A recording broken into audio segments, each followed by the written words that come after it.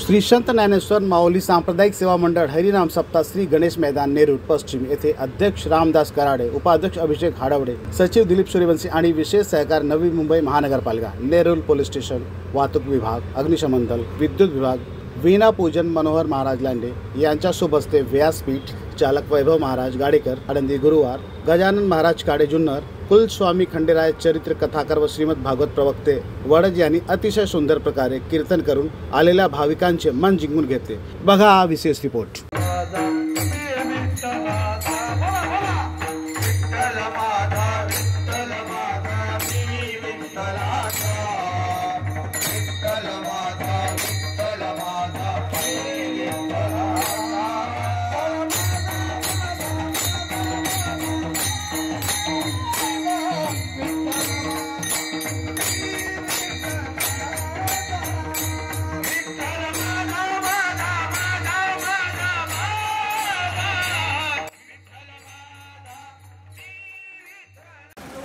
सर्वप्रथम आमच्या चॅनलमध्ये आपलं स्वागत आहे। हे सांगता पारायण आणि काय सांगाल आजचा जो कार्यक्रम होता त्याच्याबद्दल? समाजाच्या दृष्टिकोनातून आता बहिष्कृत होताना समाज दिसतोय, त्यामुळे हे जे कार्यक्रम आहेत ह्या कार्यक्रमाच्या माध्यमातून धर्मापासून भरकटलेले जे लोक आहेत यांना धर्माचं अधिष्ठान प्राप्त व्हावं, धार्मिक क्रियेमध्ये यांचा सातत्याने सहभाग वाढावा आणि एवढंच नव्हे तर आपण ज्या भारत देशामध्ये राहतो आहे आपली संस्कृती अतिशय हाय लेवलची आहे। संपूर्ण जगतातील जर विचार करतो म्हटलं, Indian culture is the very best culture in the world. संपूर्ण जगतातील संस्कृतीचा जर विचार करतो म्हटलं, भारत देशासारखी संस्कृती शोधूनही सापडणार नाही।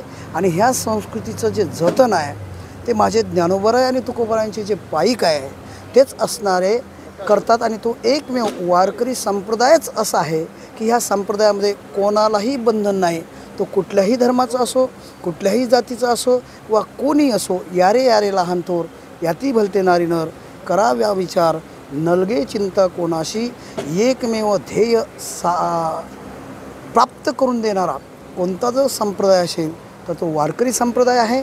आणि वारकरी संप्रदायाचे हे जे कार्यक्रम आहे हे आपल्याला सुंदर असं अधिष्ठान प्राप्त केल्याशिवाय राहणार नाही। कारण संपूर्ण समाज आहे आता हा थोडा परावृत्त झाला आहे, याला एकत्र आणण्याचं काम, याला बांधून ठेवण्याचं काम आणि संस्कृतीचं जतन करण्याचं काम म्हणजेच माझ्या ज्ञानोबराय तुकोबरायांचे पाईक अर्थात वारकरी संप्रदाय करतो। आणि ह्या ठिकाणी असणारा हा जो कार्यक्रम आहे श्री संत ज्ञानेश्वर माऊली सांप्रदायिक सेवा मंडळ अखंड हरिनाम सप्ताहाच्या माध्यमातून सर्व समाज या ठिकाणी बांधला गेला आणि हजारो लोक ह्या दृष्टिकोनातून चांगल्या वाटचालीकडे लागले। महाराज काय सांगाल आता जे नवीन पिढी आहे ते कुठंतरी वेगळ्या वळणाला चालली, सांप्रदायिक भजनीकडे न वळता एक वाईट व्यसनात चालली, व्यसनाच्या आहारी चालली, त्या लोकांना काय मेसेज? नाही, असं तुमचं मत जे आहे संप्रदायाकडे ते वळत नाही असं नाही। प्रत्येक व्यक्ती हा श्रद्धावानच आहे। ज्ञानोबराय म्हणतात जो श्रद्धावान असतो त्याला ज्ञान प्राप्त होतो। श्रद्धा मयोयम पुरुषयो सदस्य ज्ञानोबराय बोलतात ऐशेनी हे सकळ जगडंबर निखिळ श्रद्धेचाची केवळ वतला असे। प्रत्येक पुरुष हा श्रद्धावान असल्यामुळे फार असा भरकटलेला नाही, फक्त एक आहे ज्याची संगत चुकली तोच याच्यापासून परावृत्त होतो। संगत जर चांगल्याची घडली तर चांगलाच होईल ना, कारण हे ती मती पुंसाहीने सहसमागमात समस्या समता मेते विशिष्टाची विशिष्टता। हीन माणसाची संगती केलीत माणूस हीन होतो, सम माणसाची संगती केलीत माणूस सम होतो आणि उत्कृष्ट माणसाची संगती जर केली तर माणूस उत्कृष्ट होतो।